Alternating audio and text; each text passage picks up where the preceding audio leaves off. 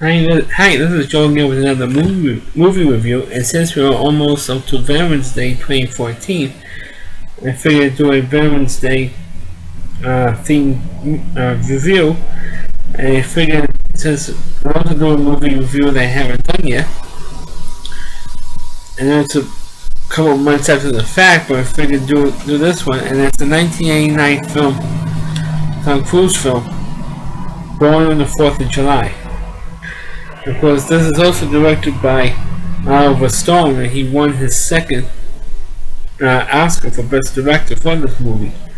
Even though the movie itself did not win for Best Picture, and it should have, because it came out the same year as Driving Miss Daisy, or I like to call it Driving Miss Dizzy. And there's no way in hell that movie should have won for Best Picture. This one should have. And I think the only reason why this movie didn't is because 3 years earlier, Oliver Stone won for Platoon as Best Director and for Best Picture, so I guess that's why the movie didn't win for Best Picture. And it also really shows that Tom Cruise can actually act. Because before then, Tom Cruise plays like this young, cocky, stereotypical young, cocky guy in previous films. And this is the first time where it's actually had to play a serious role.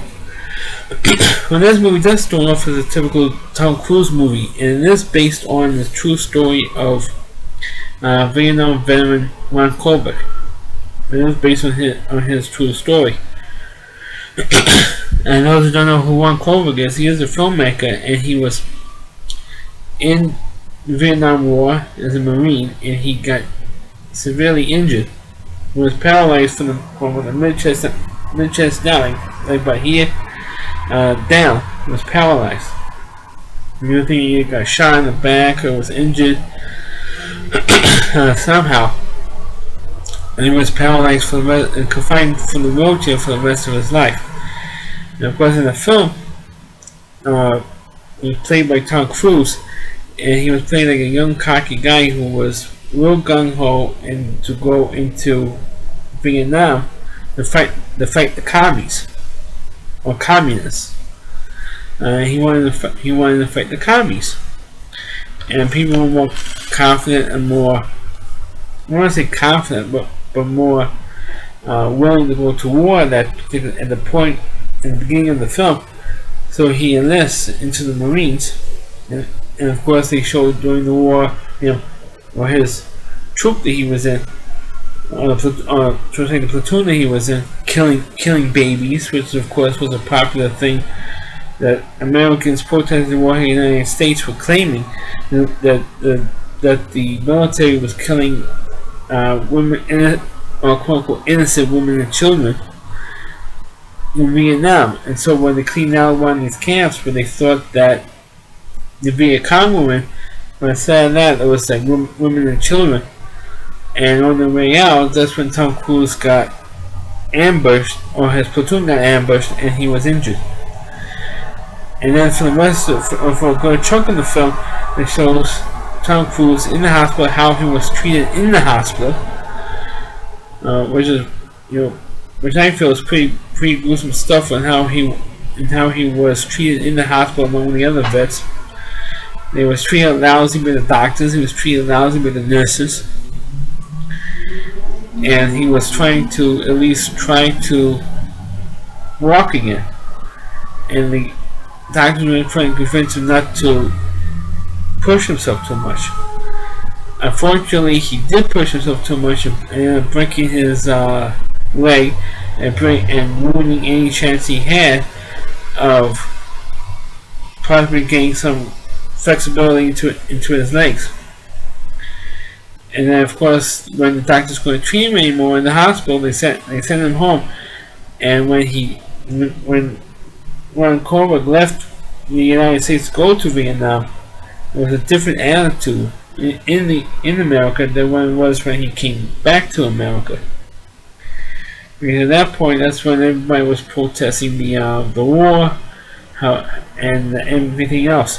So now all of a sudden, Tom Cruise was protesting the war, protesting how the I think it's more how the Marines and the military people were coming back from Vietnam, how they were treated in the United States, because they were fighting and defending this country, and look how they're being treated instead of coming back because the war is not popular. It's almost kind of like the same thing like the way it is now. Look how the military is being treated now when they're coming back from Iraq and Afghanistan. It was almost the same thing as then. Even though the protests of the wars in Iraq and Afghanistan have died down quite a bit since we have a Democratic president, or should I say, an illegal Muslim president.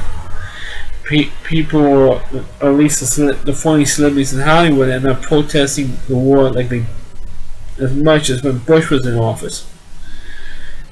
But they were, people were protesting the war more, protesting when Johnson was in office, and then continuing the protest when Nixon became president, and continuing the protest. So here comes Tom Cruise. I think by the time the movie ends was in 1976, I think it was, for the presidential committees, not the committees, the conventions in 1976. They wanted to speak to the country at the I don't know, it was a Republican or Democratic National Convention. I think in 1976, that's when the movie ends.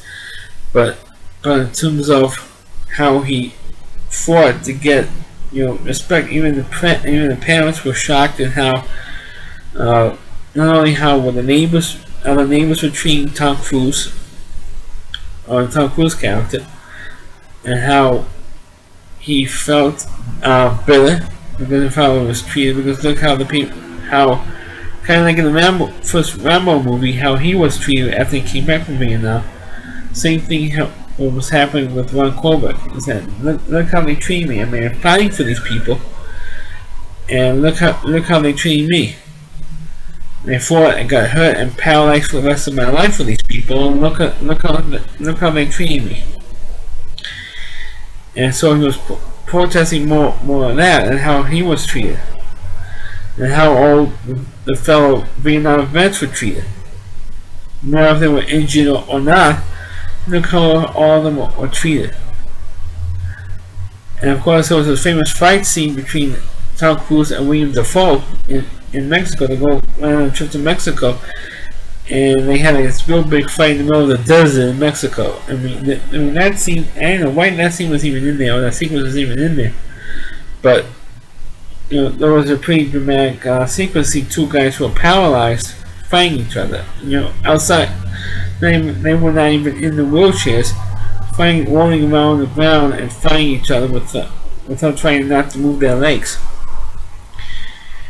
But it was really a great performance for Tom Cruise, and I feel he should have gotten an Oscar for it.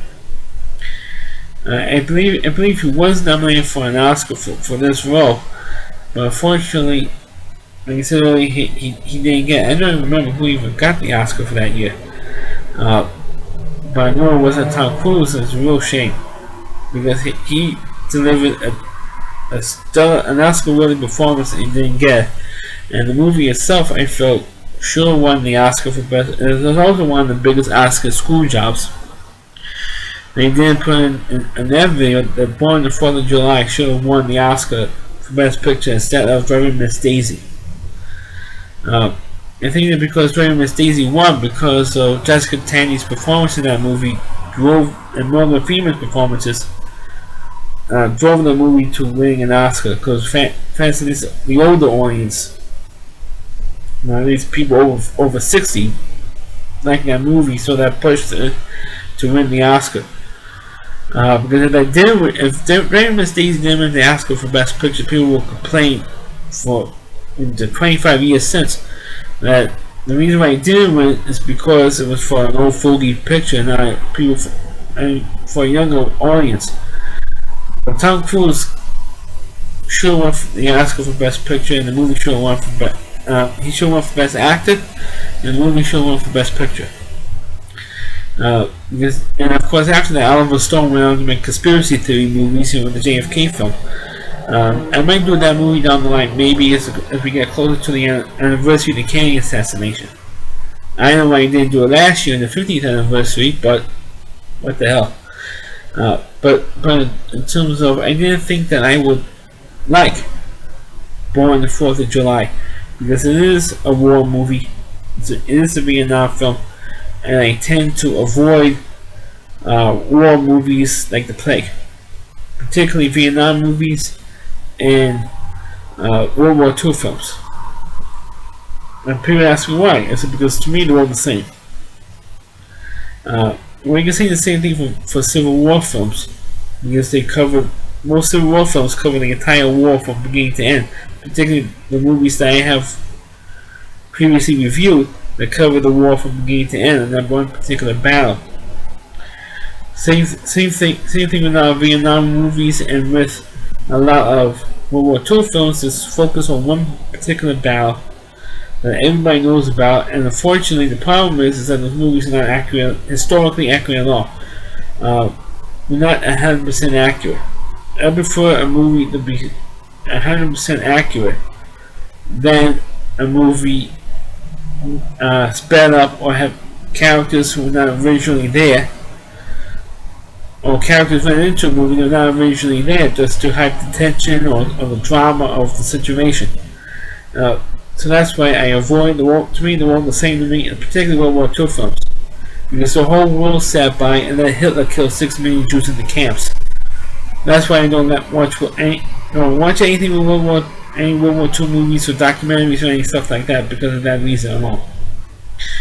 But Vietnam, we all know that we should not have been there in the first place. It was all a made-up war made by, ironically, Democrats, not Republicans, unlike blaming Bush for Iraq and Afghanistan and for 9/11, but meanwhile it was mostly under a Democratic watch. Particularly with what happened with 9/11, it happened with mostly, even though it happened when Bush was president for not even 8 months at that time. But most of the other bombings that Bin Laden did happened under Clinton, which a lot of people like to gloss over that. Same thing with Vietnam. It was after when Kennedy was killed, and it's one of the more popular conspiracy theories of why Kennedy was killed, was because he wouldn't go to Vietnam, and Lyndon Johnson wanted to go. So he was killed off, and Johnson took over as president, and then pushed the war in Vietnam. And it was so unpopular because he pushed the war in Vietnam that Johnson, who could have ran for re-election in 1968, decided not to. And I'm sorry I went into this little tangent here, but that's how I feel about war movies in general. So why should I?